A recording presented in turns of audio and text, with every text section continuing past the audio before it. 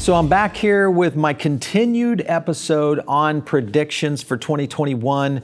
As I promised, there's 23, I think, that are on the forefront of how the restaurant industry is moving. I'm going to break those all down. My name is Paul Barron, and this is the Barron Report.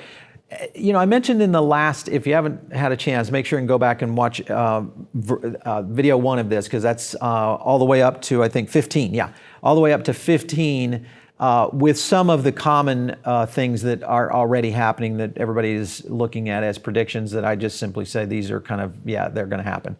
But there's a lot of predictions in that first video that will really kind of break down what some of the trends and some of the trends that are affecting the restaurant industry, which is more important, I think, than restaurant industry trends. It's the things that are actually affecting the industry themselves that are in that video. So go back and check that one out. I want to move on to my number 16 prediction. This one is one that I think is going to, I don't know that it would surprise a lot of people, but it's one that I think will shock a few people in the industry, and that is fast casual explodes exponentially and overtakes QSR. Now, before you jump crazy on Twitter and I get DMs and all the crazy email that's coming at me, when I say fast casual will overtake QSR, what I'm mentioning is obviously QSR will take some time to create fast casual concepts to outpace the unit count of quick serve restaurants. McDonald's, Starbucks, Burger King, Wendy's, all those, they have such a head start. But what I'm talking about is the growth. The growth of the industry has been on par with fast casual in a positive model, literally since it began. And in 2008, that was the first kickstart of fast casual. It took a decade, from 1993 to 2008, over a decade, to really kind of get fast casual centered around American growth in terms of restaurants. But in 2008, the crisis hit, the economic crisis hit, and it opened a window for fast casual, and it exploded. From 2008, we were at about 350 brands. Here we are in 2020, 12 years later, and we are at over 800 brands. So that's a huge explosion in brand development, and I think this is only going to get bigger and more aggressive because of what's been happening in 2020 and 2019. Is that fast casual now really kind of takes the steering aspect of the restaurant industry and kind of it just basically blows it up, because the amount of opportunity here for fast casual in terms of takeout, delivery, and catering, the opportunity now for e-commerce, the opportunity for mobile expansion, and virtual and ghost kitchens, I think it just outpaces where the growth of QSR will go. And there's only so many corners that can be purchased by the QSR chains, which essentially is what they're looking for, because fast casual never purchased those ever. So it's not like there's more corners opening up because restaurants are failing. No, these are QSR chains that are looking for A locations that are at the premium location for particular access points that I think eventually is just going to start to eliminate, other than growth communities that start to drive. Now, there may be some growth in communities around the suburban sectors because of the migration that I've been talking about for quite some time.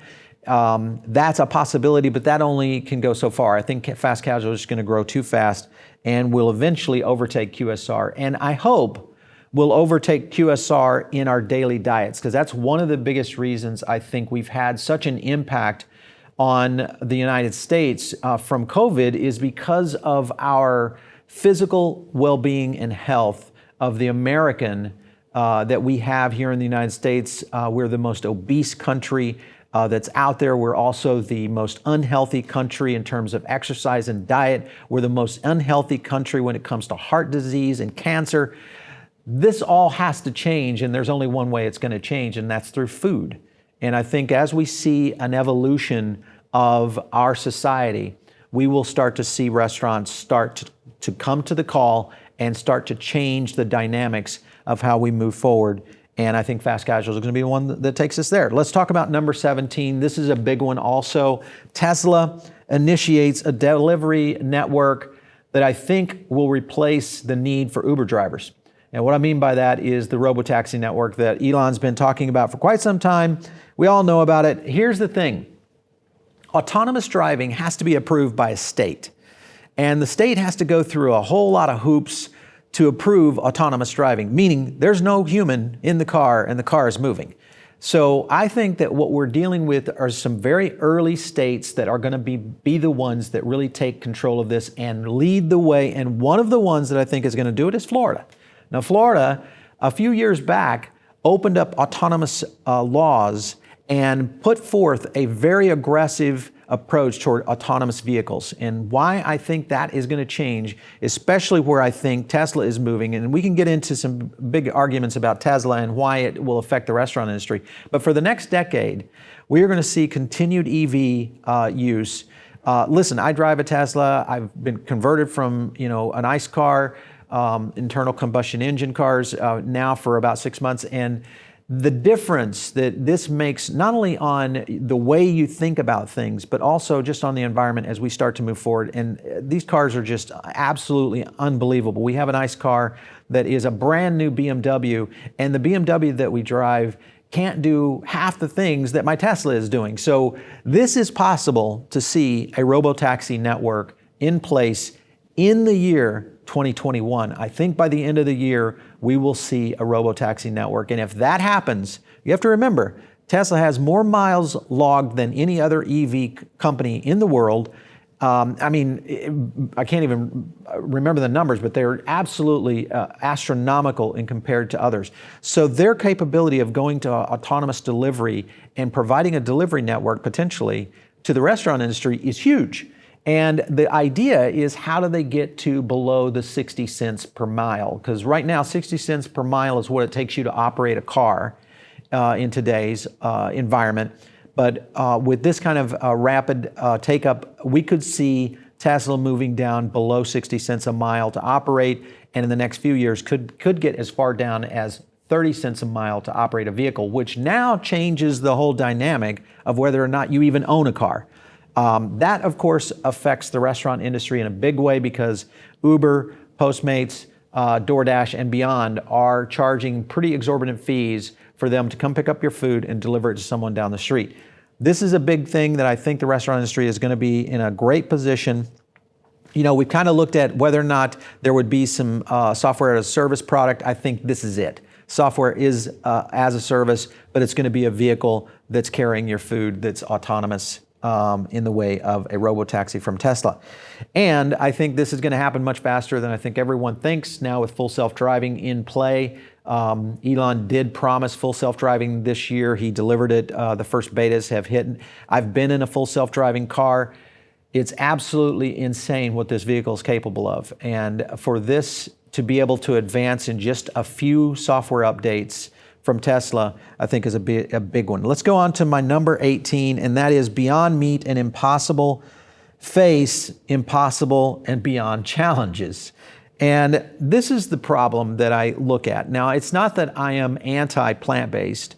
I'm for anything that lowers animal consumption. The problem that we're dealing with, these are company issues, not necessarily their initiatives of moving the industry forward. And in fact, if you look back at companies who started a movement, in many cases, other companies picked up that movement and took it from there. Let's look at our own industry. Baja Fresh started the movement of Fresh Mex. Who's the king of Fresh Mex right now? It's Chipotle.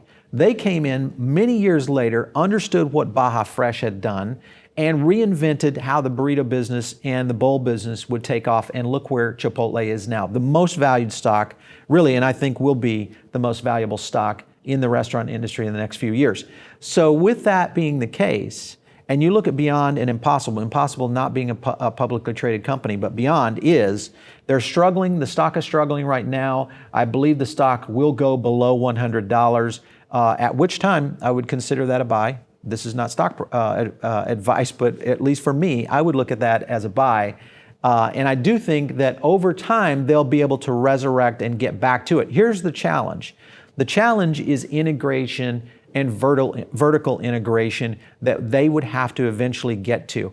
There's too many hurdles that are starting to occur in the mass chains. And what I mean by that is a company like a McDonald's, a company like a Burger King, even a Chipotle, eventually is going to get to the state of where that technology of producing that kind of product is brought in-house and vertical integration begins.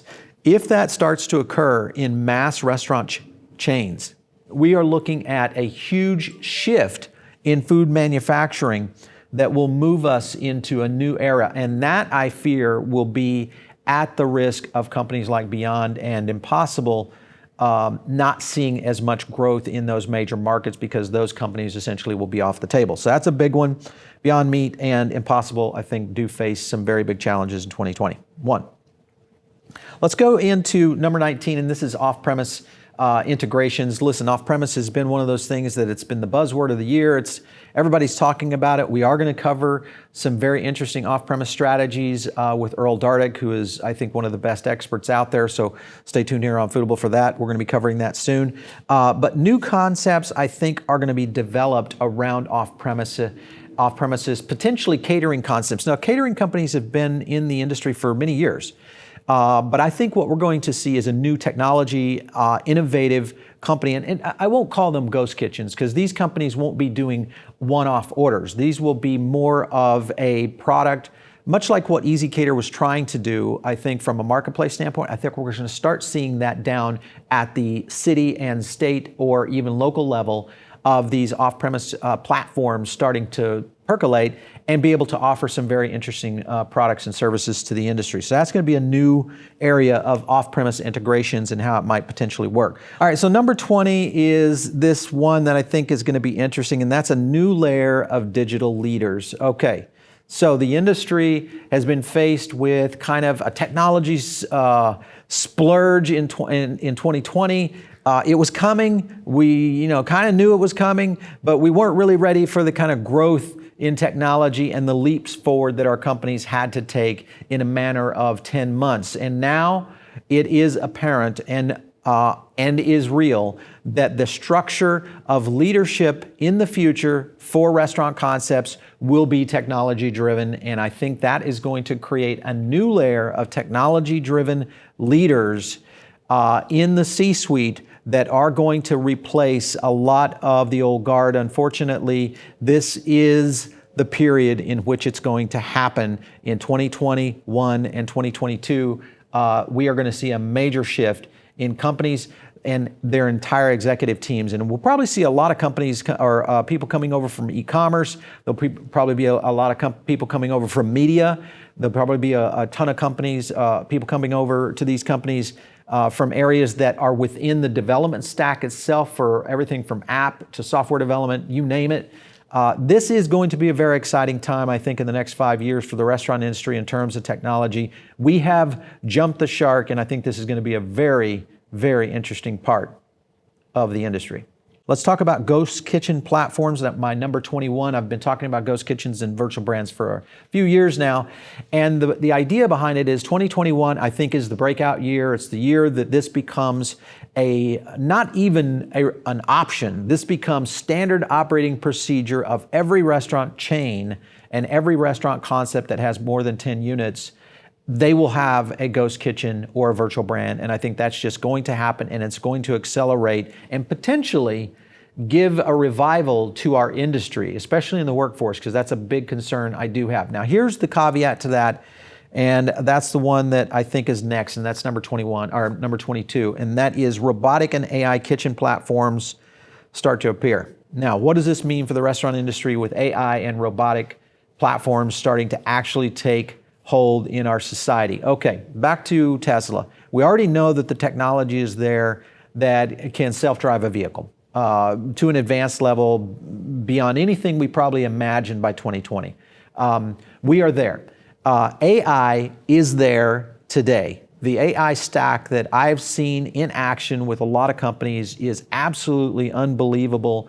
And the acceleration, whether we like it or not, is going to happen in food service. And if it does, whether it's this year or next, I believe 2020 will reveal what we're going to see in the future, and that is robotic, self-automated systems with AI technology that's tied to the e-commerce platforms of the industry of how you're ordering, what you're ordering, and why you should be ordering it based on healthcare and all the transactions that you're doing elsewhere.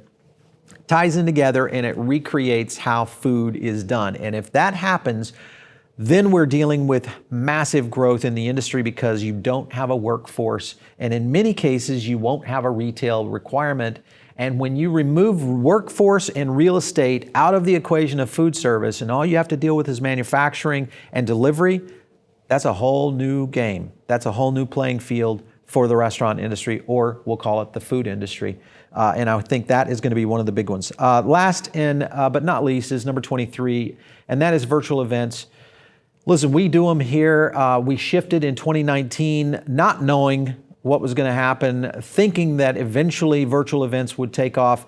And in 2019, we had a great one, but nobody was really looking at virtual events as a growth vehicle. And I think now we are faced with a factor of maybe 10 in 2021 of virtual events really starting to accelerate, because we won't see the kind of return to conventional events that I think a lot of companies are hoping for. And I think that's going to be a huge impact to the industry. And we've talked about that in my first part of this video. So go back and check that out. But those are my 23 predictions for 2021. I'll look back on these next year. I'll probably go, geez, how stupid can you be? Or I'll look back and say, that's right, the dog had figured it out. And it's all right here on the Barron Report. We'll catch you next time. Stay safe and be well.